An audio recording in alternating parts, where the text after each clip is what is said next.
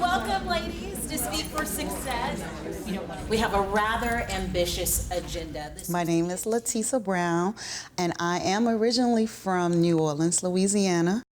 I've been in information systems since I went to college. I pretty much controlled my career. I controlled everything about it. I took my own stuff into my own hands. I didn't really allow it, just throw it up in the air and see where it fell. No, that just wasn't me. I'd like for you ladies to get warmed up with the tongue twisters, pencil down some goals. I've always prepared. I'm planned. I know my next move. What am I gonna do next? I'll look into the market. Okay, this is what you wanna do. This is what you need to get. I prepared myself, and that lasted for 16 years. So you're better with T's than you are for S's. The tip of the tongue.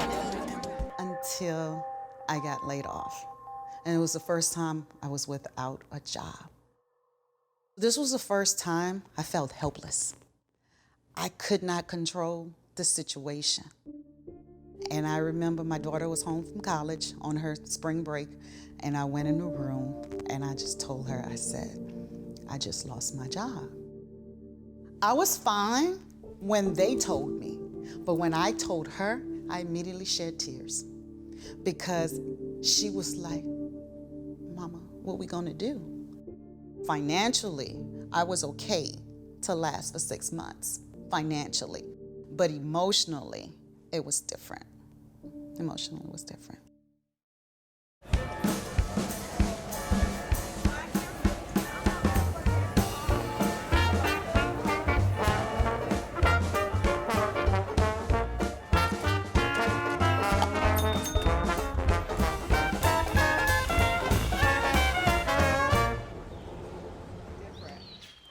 I am so tired of saying, girl, I'm so proud of you. Every time you look around, she's doing something spectacular. When is it gonna stop? You know what? I was just talking about that yesterday. I'm just getting started. That's good. I'm just getting started. I grew up in a low-income family. I always like to say I was 1 foot out of the projects. If you would have told me this would have been me 7, 8 years ago, and I'd be like, Oh, no, I go way back. you go way back? Yes, indeed. Yeah. We didn't get along. She had to have the last word. You was so flip. So flip. I challenged the system. I challenged. You AT challenged say this. I'm like, why? An adult. Yeah, why? Why we gotta do it like that? Why? You know, and I understand it as a kid, because I said so. That's why. Yeah. Don't ask me nothing, because I said so. Yeah, I said it. I know. My mom worked a minimum wage job to take care of 4 girls. So there's not a big quality of life right there. Don't come in my kitchen. Well, I know. We know how you are about coming in your kitchen. You know, I know you talk about how opinionated that I said opinionated, but has it changed much? Have I got better with it? Yeah, you change your life. You change all kinds of ways. For one thing, you help take care of me. That's the least I could do for you. It's the least. Yeah. I was a bookworm, I have to say. I graduated second in my high school class, and I was a part of ROTC. I knew I wanted to go to college, but my family paying for it was not something that they could do. My mom still had 3 other girls.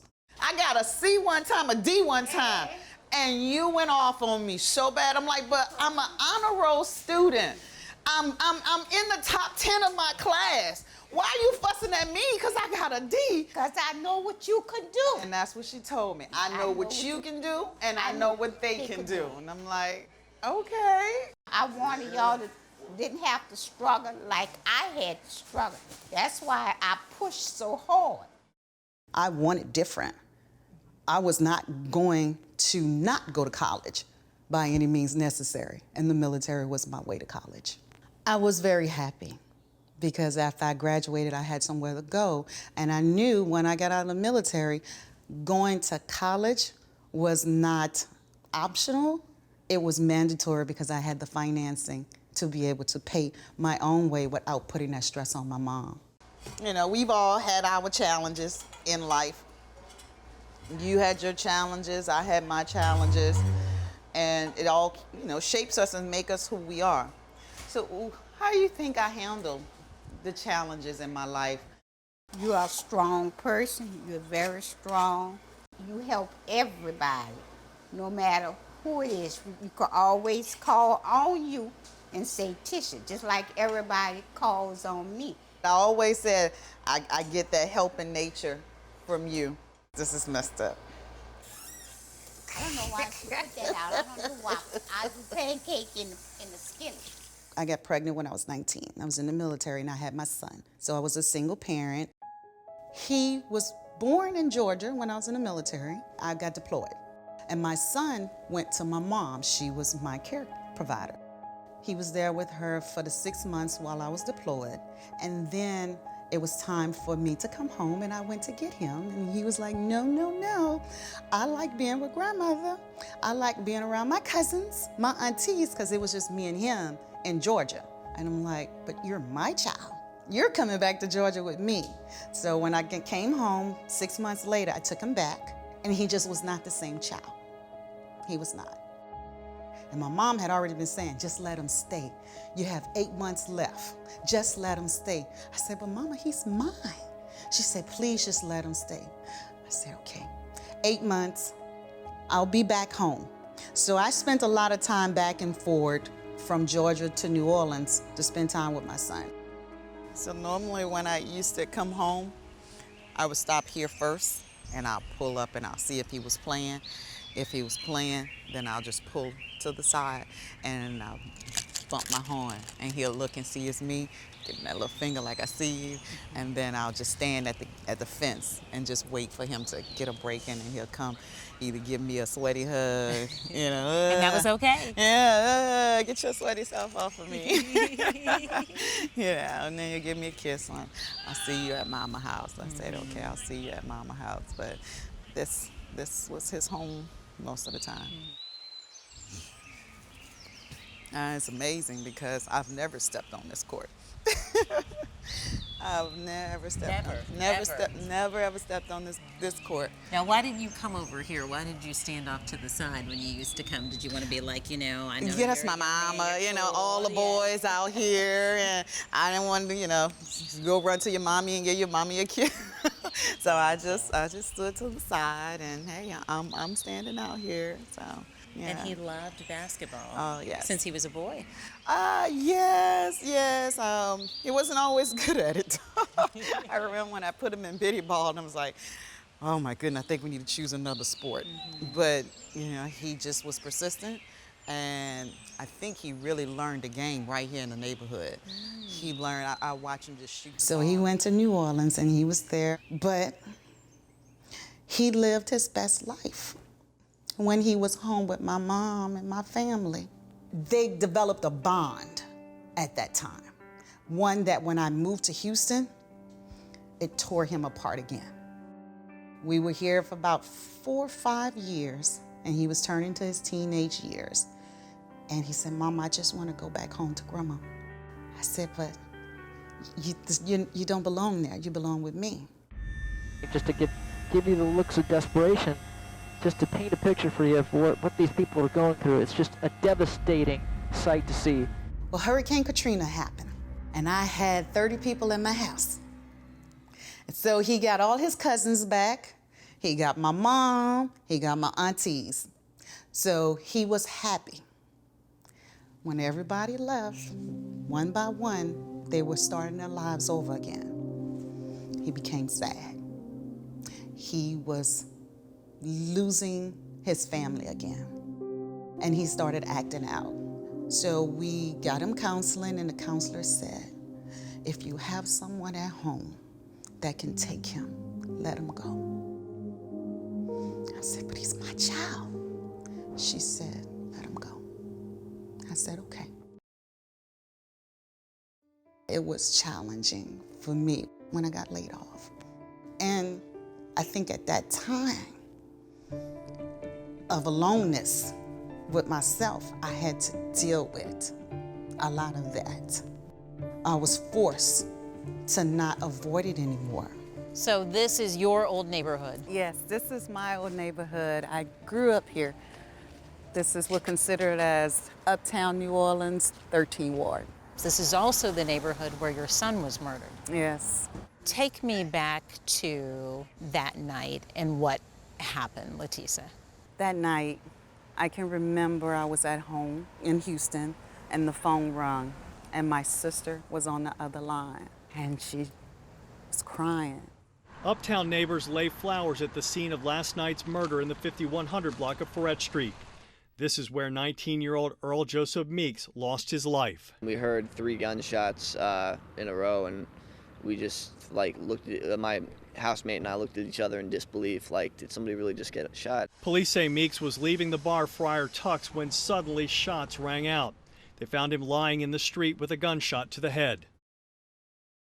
Instantly, 1, 2, 3, he shot my son and he died right there by that tree next to the car.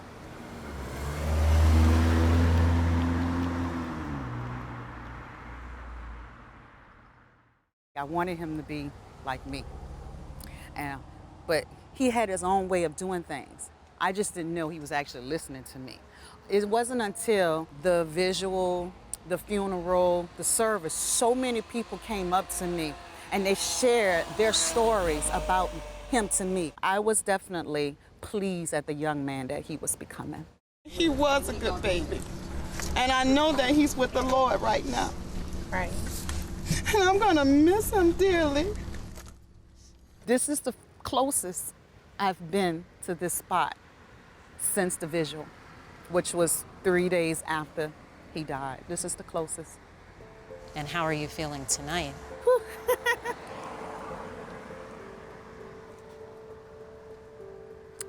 It's bringing back memories.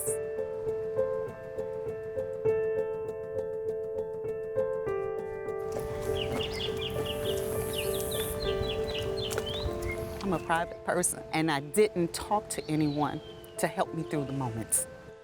I stayed to myself, and I dealt with a lot of the pain by myself. There's a lot of guilt on my part because I did not want him to go. Creating a new life after his death, that was difficult and it was challenging, and it wasn't something that I could have prepared myself for.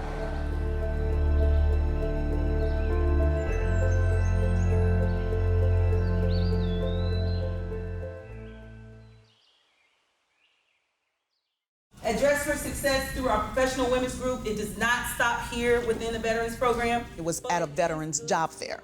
I met Alicia. I told her I was laid off, and the veteran is what connected us. She said, just come to Dress for Success. I was like, I have a suit. I've been in corporate America 16 years. I really don't need any clothes, Alicia. And she said, Latisa, just come see what we're about. I said, okay. And I came. And sure enough, I did. I got the suit. But what I got else was a support group. The women just welcomed me. And at that time, I needed somebody. And they were my gift. They provided me an outlet to help to deal with some of the pain that I unearthed by being by myself. They were an organization that allowed me to grow and to also give back. Here's my bedroom. It's beautiful. Okay, so I'm interested to see your latest looks from Dress for Success. Here's one of my favorite suits. So you go once a month, you go for the PWG meeting typically? One of the things that I really like about the suiting aspect of Dress for Success, once you go to PWG, you get a stamp. You get 4 stamps, you get to go shop. Everything you need from head to toe. And they pretty much take care of us from head to toe. So it's definitely an organization that I probably won't leave. Yeah. You're looking good. Yes, I'm looking great. God gives you a lot of gifts. I made a decision to write a book. And it's a book that's targeted to mothers who's lost their children. And I share my journey on how I found a new way of life, how I created a new norm for myself, because it's hard going through that journey. And if you don't have anyone to help you. If you don't know what to do, I'm just gonna share my story with you in hopes that it touch you and give you some sort of footprint to find your way back. I would have never wrote that book if it wasn't for Dress for Success.